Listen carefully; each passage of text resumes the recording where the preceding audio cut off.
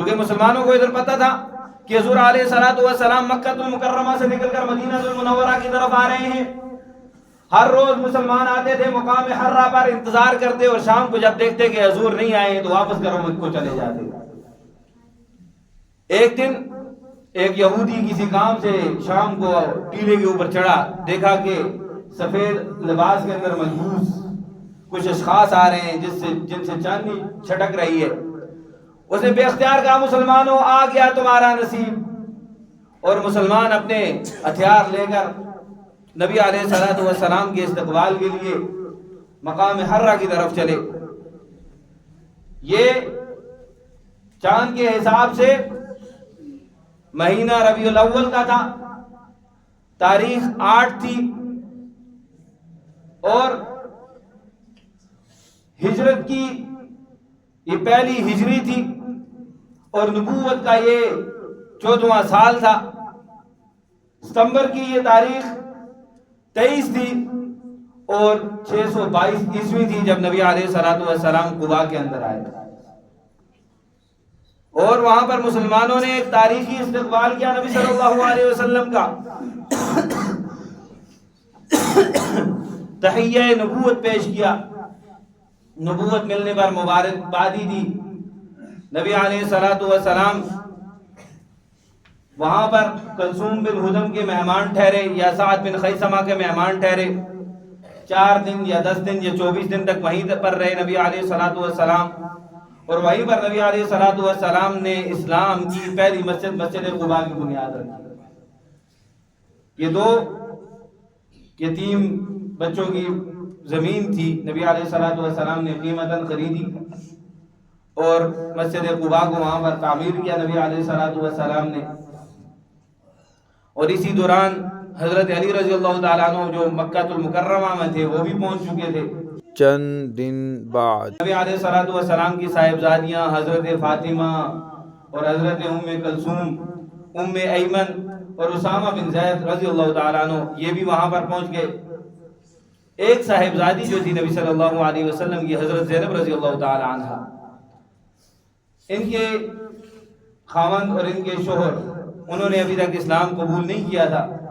ابو العاص ان کا نام تھا. پھر نبی علیہ الصلوۃ والسلام جب وہاں سے نکلے تو اپنے ماموں کا قبیلہ تھا، نبی صلی اللہ علیہ وسلم کے ماموں کا قبیلہ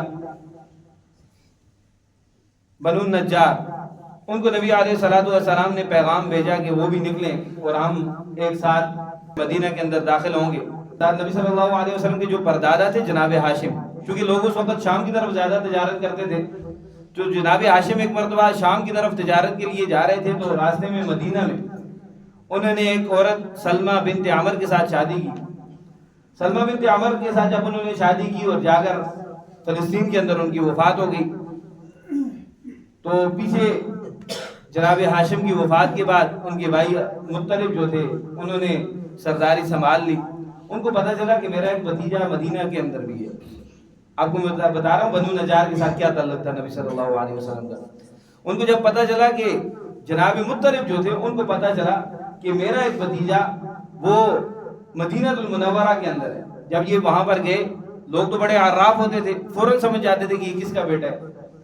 تو جب گئے مدینہ کے اندر دیکھا اپنے بھتیجے کو کہ میرا بھتیجا ہے، کھیل رہا ہے، اشبار ہو گئے، اس کو سینے کے ساتھ لگایا، اپنی سواری پر بٹھایا. جب سواری پر بٹھا دیا تو نبی صلی اللہ علیہ وسلم کے دادا نے کہا کہ چچا جان میں تو اس طرح جانے والا نہیں ہوں، میری والدہ سے پوچھے تب میں جاؤں گا. چھوٹے بچے تھے لیکن یہ ان کو پتا تھا کہ والدہ کی اجازت کے بغیر نہیں جانا. جب وہ گئے ان کی والدہ کے پاس، جناب مطلب گئے ان کی والدہ کے پاس، ان کو جا کر کہا کہ یہ میرا بھتیجا ہے اور جناب ہاشم میرے بڑے بھائی تھے، میں چاہتا ہوں کہ میں اپنے بھتیجے کو لے جاؤں. انہوں نے کہا میں تو نہیں جانے دوں. جب انہوں نے کہا کہ یہ اپنے والد کی سرداری کو سنبھالیں گے اور بیت اللہ کی خدمت کریں گے تو ان کی والدہ نے کہا ٹھیک ہے اگر یہ بات ہے تو آپ ان کو لے جائیں. جب یہ جا رہے تھے ان کا نام شیبہ تھا. جب نبی صلی اللہ علیہ وسلم کے دادا پیدا ہوئے تو پیدائشی طور پر ان کے بال سفید تھے، اور شیبہ عربی میں کہتے ہیں بوڑھے بندے کو. ان کا نام شیبہ تھا، اصل نام ان کا شیبہ تھا. جب یہ شیبہ جناب اپنے چچا مطلب کے ساتھ بیٹھے اور مکہ المکرمہ کے اندر پہنچے تو لوگوں نے سمجھا کہ مطلب کے غلام آگے عبد المطلب کے. انہوں نے کہا نہیں نہیں یہ میرا بھتیجا ہے، میرا غلام نہیں ہے، لیکن ان کا نام عبد المطلب اس طرح مشہور ہو گیا. نام ان کا نبی صلی اللہ علیہ وسلم کے دادا کا شیبہ. تو نبی علیہ السلام کے یہ جو دادا تھے، ان کے چچا مطلب، جناب مطلب جب فوت ہو گئے تو پھر سرداری آ گئی عبد المطلب کے پاس، بھتیجے کے پاس. اور ان کے جو چچا تھے نوفل، جناب ہاشم اور مطلب کے بھائی نوفل، انہوں نے ان کے سین کے اوپر قبضہ کر لیا.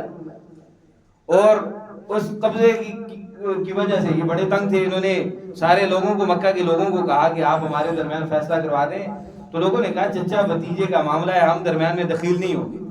انہوں نے اپنے ماموں کو خط لکھ دیا، اشعار لکھ دیے کہ اب میرے ساتھ زیادتی ہو رہی ہے اور آپ آ جائیں. مدینہ سے بنو نجار کے لوگ گئے اور 80 افراد یہ تھے، اور ان کے ماموں ان کو لے کر گئے ابو سعد بن عدی. ابو سعد بن عدی جب پہنچے مقام ابطح پر، جب وہاں پر پہنچے تو بانجا آ گیا. اسے کہا کہ ماموں جان پہلے گھر چلتے ہیں، بعد میں جائیں گے. انہوں نے کہا نہیں میں تو آیا نوفل کے لیے. اور یہ ڈائریکٹ گئے وہاں پر بیت اللہ میں، اور وہاں جا کر کہا کہ نوفل میں نے سنا ہے کہ آپ نے میرے بانجے کی زمین پر قبضہ کیا ہے، آپ یہ قبضہ چھوڑتے ہیں یا یہ تلوار کے ساتھ میں آپ کا کام تمام کروں. انہوں نے کہا کہ سارے لوگ موجود ہیں، ان کی موجودگی میں کہتا ہوں کہ میں نے یہ غاصبانہ جو قبضہ تھا وہ چھوڑ دیا. یہ لوگ تھے بنو النجار والے. ان کو نبی صلی اللہ علیہ وسلم نے پیغام بھیجا کہ آپ تیار ہو جائیں اور ہم ایک ساتھ جائیں گے، مدینہ کے اندر داخل ہوں گے. جب ان کو پتا چلا کہ نبی علیہ السلام آ رہے ہیں، وہ بھی نکل کر آ گئے. مدینہ کے اندر ایک خوشی کا سما تھا، اور وہاں پر بچیاں جو ہے وہ نغمے گا رہی تھی، اشرق البدر علینا. یہ نغمے وہاں پر پڑھے جا رہے تھے نبی علیہ السلام کے لیے، اور ایک خوشی کا موقع تھا صحابہ اکرام کے لیے. اور صحابہ اکرام بڑے خوش تھے کہ نبی صلی اللہ علیہ وسلم اور جتنے اصحاب وہاں پر ہمارے بھائی موجود تھے مکہ کے اندر، وہ ان مظالم سے نکل کر آسانیوں اور پرامن جگہ پر تشریف لے آئے. سنتیں ادا فرمائیں.